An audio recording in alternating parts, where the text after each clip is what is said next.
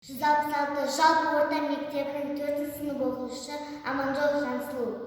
Абай Құнанбаевтың күз өлеңі. Сұр бұлт түсі суық қаттай аспан, күз болып дымқыл тұман жерді басқан. Білмеймін тойған ма, тоңған ма, жыл қойнап бер қашқандай жасқан. Жасыл шөп, бәйшешек жоқ бұрынғыдай, жастар күлмес жүрмес бала шулай.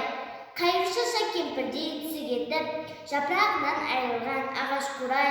Біреу малма сапсиді салып иін, салбыратып тартыпты жұрттық киім. Енесіне үйіртіп суда жібін, жас қатында жатылған жамай күйін. Қасына қатарланып қайтса бермен, астында ақшымшы жүр ол бір керуен. Қай ауылды көрсең де жабырқаңқы, күлкі ойын көрмейді сейіл. Кемпір шал құржан қағып бала бірсең, көңілсіз қара суық қырда жүрсең, кебік сүйек сопасы өтемеген соң, үйде үй жоқ тышқан аулап қайдан көрсең. Күзге тозған оты жоқ елдің маңы, тұман болар жылжыққа сан тозаңы. От жақпаған үйінің сұрық ашып, ыстан қоқтың қазақтың құрсын заңы.